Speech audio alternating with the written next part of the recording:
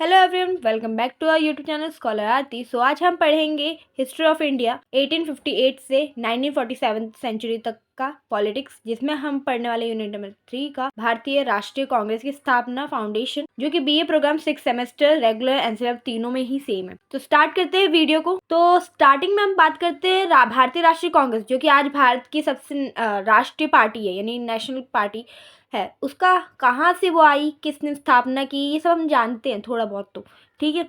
लेकिन कैसे ये आई, किन परिस्थितियों में आई, इन सब के बारे में आज हम अच्छे से जानेंगे। कैसे इस्टेब्लिश हुई, यानी 1858 से लेकर 1947 तक इस पार्टी ने कैसे एक प्रमुख पार्टी के रूप में, एक प्रमुख दल के रूप में राजनीतिक में भारतीय राजनीतिक परिदृश्य पे, यानी कि फ्रंट वर्क पे काम किया।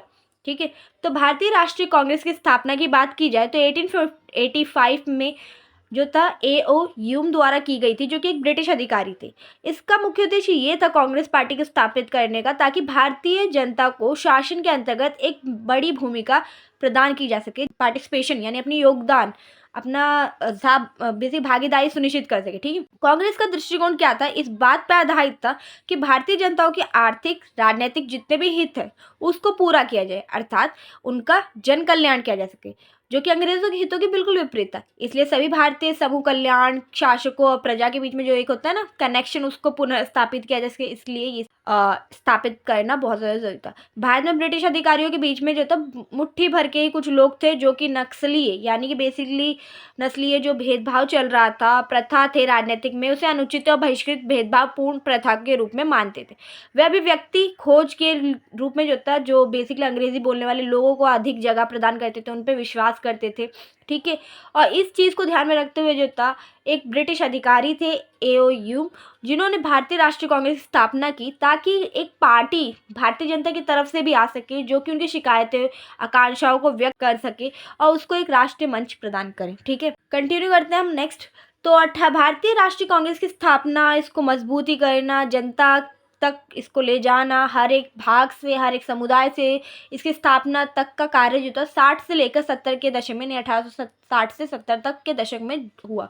और इस दौरान जो था भारतीय जनताओं में काफ़ी ज़्यादा राजनीतिक जागृति की प्रक्रिया भी बढ़ी, जिसका परिणाम ये हुआ कि राष्ट्र भावना, राष्ट्रवादी जितनी भावना थे, ओत पोत यानी उससे भरे हुए लोग जो थे, जिन्होंने पाश्चात्य शिक्षा ग्रहण की थी, बुद्धिजीवी थे, उन्होंने राजनीतिक में अपना प्रवेश किया, जिससे वो अपने मत रख सकें, वो बता सकें कि क्या उनके फेवर में है भारतीय जनता का, क्या नहीं है।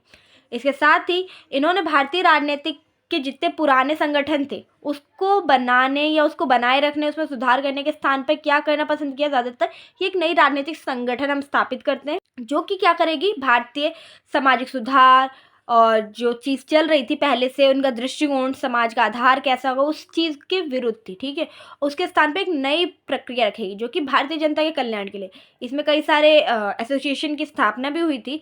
ठीक है। जिसमें से एक पुराना एसोसिएशन जो कि प्रारंभ के टाइम से ही चल रहा था, वो था पूना सार्वजनिक सभा, जो सक्रिय था।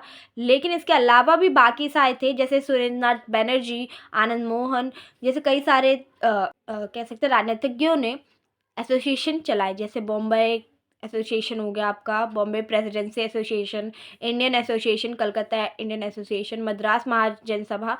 ठीक है। और इसी में जो था भारतीय राष्ट्रीय कांग्रेस का संगठन भी इसी उद्देश्य से इस दिशा की ओर किया गया था, ताकि जितनी भी नीतियाँ बनाई जा सके उसको प्रभावित रूप से उसके अनुरूप क्रियान्वित किया जा सके। तो स्थानीय राजनीति में भागीदारी ने शुरुआती राष्ट्रवाद को एक ऐसे प्रशिक्षण प्रदान किया, जो कि राजनीतिक के अंतर्गत इनके प्रवेश में एक महत्वपूर्ण काम आए। ठीक है। इसके प्रवेश के रूप में इसमें उन्होंने औपनिवेशिक संस्थाओं के साथ काम करने का अनुभव मिला, कि कैसे हम चीज़ों को समझे, मैनेजमेंट किस प्रकार से, एडमिनिस्ट्रेशन किस प्रकार से प्रक्रिया करती है, कार्य करती है, उसको जानने का मिला, ताकि हम जो है उसके हिसाब से भारतीयों की इच्छाओं के अनुसार, यानी इंडियन की जो भी वेलफेयर है, वेलबींग है, उसको ध्यान में रखते हुए उसके अनुरूप हम उसे ढाल सकें उनकी जगह।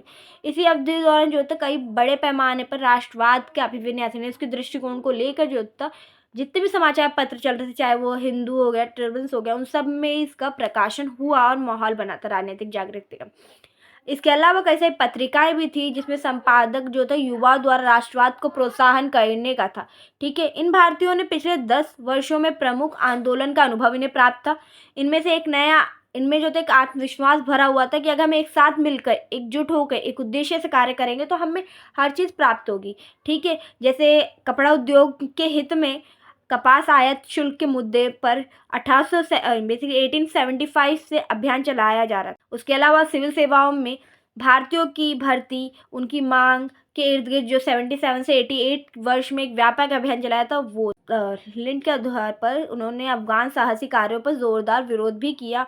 और वर्नाक्युलर प्रेस एक्ट के माध्यम से जो होता है इस चीज़ को, क्योंकि पत्रिकाओं के माध्यम से, न्यूज़पेपर, मैगजीन के थ्रू, बुक्स के थ्रू, कविताओं के थ्रू जो होता है जनता को जागृत किया जा रहा था राष्ट्र भावना के प्रति, इसलिए इन्होंने क्या किया कि माध्यम से वर्नाक्युलर प्रेस एक्ट के माध्यम से जितने भी प्रेस थे उस टाइम पे, जितने भी छापे खाने थे, उन सब पे नियंत्रण स्थापित किया ताकि ब्रिटिश सरकार के विरुद्ध जो भी भारतीय कुछ भी छाप रहे हैं, कोई भी एक्ट बना रहे हैं, कोई भी रचना कुछ भी प्रकाशित कर रहे हैं न्यूज़पेपर में, वो रोका जा सके। भारतीयों ने शस्त्र अधिनियम के माध्यम से निशस्त्र करने का प्रयास का भी विरोध किया। विरोध का दूसरा महत्वपूर्ण क्षेत्र वृक्षारोपण अर्थव्यवस्था के खिलाफ था, जिनमें मजदूरों को बेसिकली उनकी दास्ता जो थी कम कर दी गई थी। ठीक है, वर्ष 1883 से 84 में बीच में जो था इल्बिट बिल विवाद द्वारा जो था चिन्हित किया गया था, जिस बिल का प्रावधान द्वारा छेड़ गया था। ठीक है, प्रावधान द्वारा छेड़ा गया था, जिसमें ग्रामीण क्षेत्रों में रहने वाले जितने भी अंग्रेज थे उनसे संबंधित, उनकी ज़मीन से संबंधित मजिस्ट्रेट द्वारा चलाए जाए मुकदमे से उन्हें छूट थी।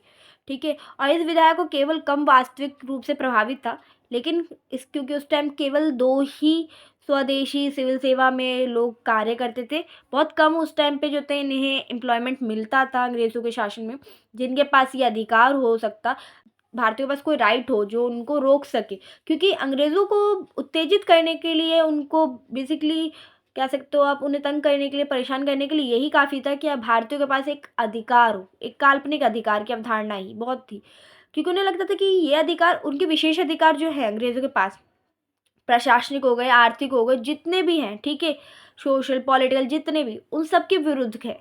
और इन्हें वापस लेने के लिए वो मुखर रूप से हर प्रकार के तर्क देते थे, बैठकें करते थे, नस्ली पूर्वाग्रह, राजनीतिक सुधार के प्रतिरोध, हर प्रकार का कार्य किया करते थे। इसमें लॉर्ड रिपन पर उनके प्रतिरोध का प्रभाव, जिसके चलते क्या हुआ, बिल को संशोधित करने पर मजबूर किया गया। भारतीयों के लिए इस तरह के अनुचित के विरुद्ध में खुद को संगठित करने की आवश्यकता को भी संरेखित किया गया, रेखांकित किया गया। एक अखिल भारतीय निकाय का गठन किया गया था, ठीक है, जो भारतीयों के हित और अधिकारों से संबंधित मुकदमों को उठा सकती थी। ठीक है, और इस समय आवश्यकता के रूप में उसे देखा गया और माना गया कि हाँ, ज़रूरी है कि हमारे भी राइट्स और हमारे मुकदमे, हमारे हित को भी ध्यान रखते हुए कोई संगठन तो होना चाहिए। कलकत्ता में एक इंडियन संगठन था, एसोसिएशन, जिसे जोरदार अभियान चलाया। प्रारंभ में राष्ट्रवादी अंग्रेजों के प्रति अपने दृष्टिकोण जो था बराबर इक्वली चलता, नीति का पालन करने के अधिक पक्ष में थे। ठीक है, एओ ह्यूम ने पूर्व सिविल सेवक और लॉर्ड रिपन के करीबी सहयोगी थे, जो हर एक मामले में उनको सलाहकार के रूप में सलाह भी दिया करते थे, एक भूमिका अदा की थी उन्होंने। राष्ट्रवादी जानते थे कि उनके अनुभव के कारण ह्यूम उन्हें एक सलाह दे सकते हैं कि हमें क्या करना चाहिए इस टाइम में, किस प्रकार से हम नौकरशाही और संसद को प्रभावित कर सकते हैं अंग्रेज़ों की।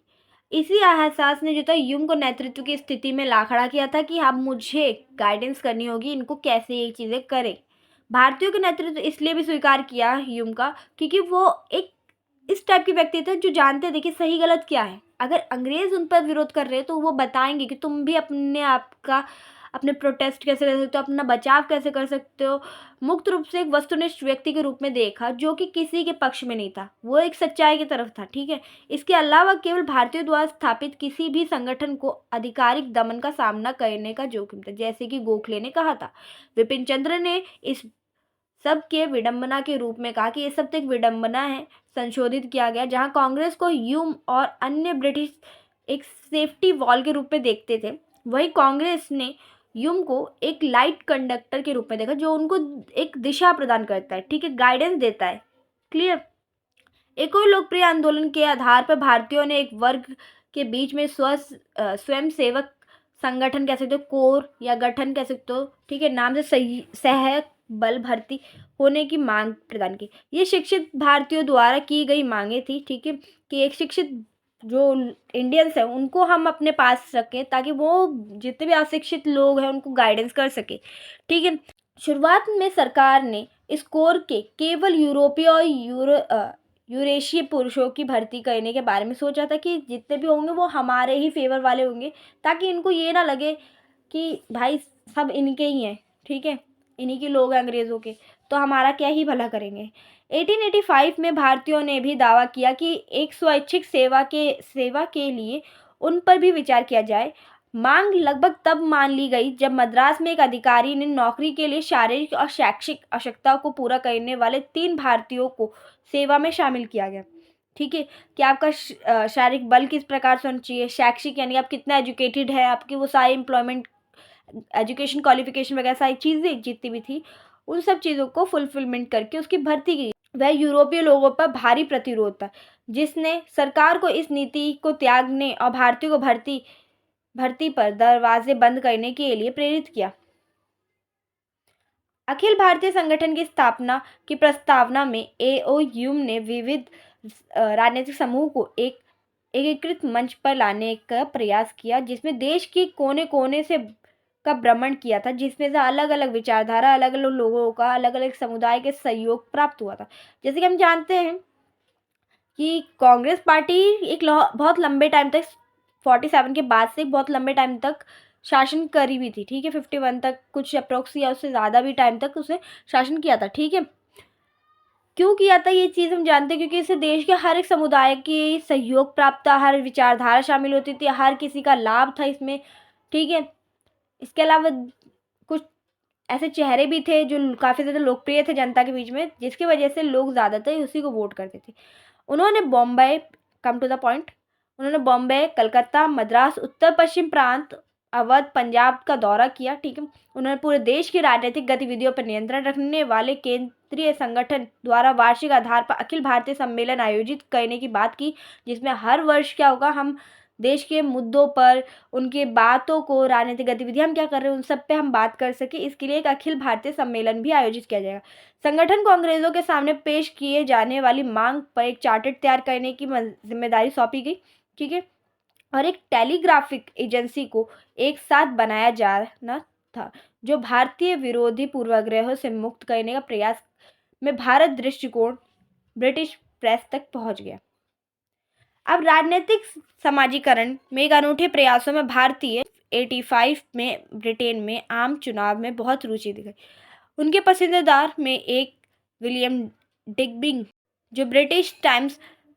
जो मद्रास टाइम्स के पूर्व संपादक थे और भारत के लिए एक सदस्य के रूप में चुनाव लड़ा, यानी भारतीय राजनीतिक में एक सदस्य के रूप में चुनाव भी लड़ा गया। भारतीय प्रतिनिधि ब्रिटिश मतदाताओं को भारतीय मुद्दों से परिचित करने के लिए ब्रिटेन गए। उन भारतीयों को बहुत निराशा हुई जो प्रचार करने गए थे, और उनके अधिकांश उम्मीदवार चुनाव हार गए थे, जैसे कि नॉर्मली होता है। उनके प्रयास शून्य हो गए थे और मुंबई में आयोजित कांग्रेस के पहले अधिवेशन में बहुत या बेहतर प्रतिनिधियों ने भाग लिया। इसने राष्ट्रपति के लिए एक WC बैनर्जी को चुना, और 1898 में बॉन्जी द्वारा की गई टिप्पणी ने एक विवाद खड़ा किया। इसमें क्या कहा गया था, इसमें ये बोला गया था कि लॉर्ड ह्यूम द्वारा ब्रिटिशों से शिक्षित भारतीयों को अनायास सामूहिक हिंसा से बचाने के लिए, यानी कि जो होने वाली फालतू की हिंसा थी, फालतू की मीन्स उनसे बचाने के लिए रियासत देने की दलीलों को बाद में टिप्पणी के अवलोकन में देखा गया। RP दत्त जैसे कुछ कट्टरपंथी इतिहासकारों ने कांग्रेस की आलोचना करने के लिए टिप्पणी पर कब्जा कर लिया, और उन्होंने तर्क दिया कि कांग्रेस का गठन तत्कालिक वायसराय के कहने पर काम करने वाले एक पूर्व सिविल सेवक द्वारा लोकप्रिय असंतोष को प्रसारित करने के लिए किया गया। इस षड्यंत्र के लिए जो था सिद्धांत कौर लॉर्ड डर्फिन ने निजी पत्रों के खुलने से झुठला दिया था, जो स्पष्ट रूप से स्थापित करता है कि ह्यूम के व्यापक असंतोष से उत्पादन होने वाले अन्य राजनीतिक संगठन जो थे, या राजनीतिक संकट सिद्धांत को सत्तारूढ़ी व्यवस्था के साथ कोई भरोसा नहीं। इससे यह भी पता चलता है कि वायसराय ने कांग्रेस के अधिकारी भागीदारियों के लिए ह्यूम के प्रतिरोध को स्वीकार नहीं किया। 1885 में भारतीय राष्ट्रीय कांग्रेस संगठन की ओर ले जाने वाली घटनाओं और ऐतिहासिक प्रक्रियाओं का एक संक्षिप्त सर्वेक्षण ये स्पष्ट करता है कि भारतीय धीरे धीरे जो था ब्रिटिश साम्राज्यवाद और भारत कल्याण के बीच हित के टकराव के बारे में जागरूक थे कि कैसे इनके बीच में कन्फ्लिक्ट हो सकते, और इस एहसास ने जो था एक आधार बनाया जिस पर एक अखिल भारतीय संगठन भारतीय राष्ट्रीय कांग्रेस का निर्माण किया गया, जो अधीनतम में रहने वाले लोगों को वैध आकांक्षाओं को हवा देने के लिए आया था। यानी उनकी आकांक्षाओं को बताने के लिए, राष्ट्र पर लाने के लिए, उनकी ज़रूरतों को पूरा करने के लिए बनाया गया था। ठीक है, एक अच्छे श्रमिक द्वारा जो था ह्यूम ने इसमें काफ़ी महत्वपूर्ण भूमिका निभाई, जो कि प्रासंगिक और निर्विवादीय है। ठीक है, आज के लिए बस इतना ही कांग्रेस पार्टी के रिगार्डिंग। ठीक है, और वीडियो अच्छी लगी हो तो लाइक कर, शेयर कर और सब्सक्राइब करना ना भूलें। मिलते हैं नेक्स्ट वीडियो में नेक्स्ट टॉपिक के साथ। तब तक आप अपना ध्यान रखें।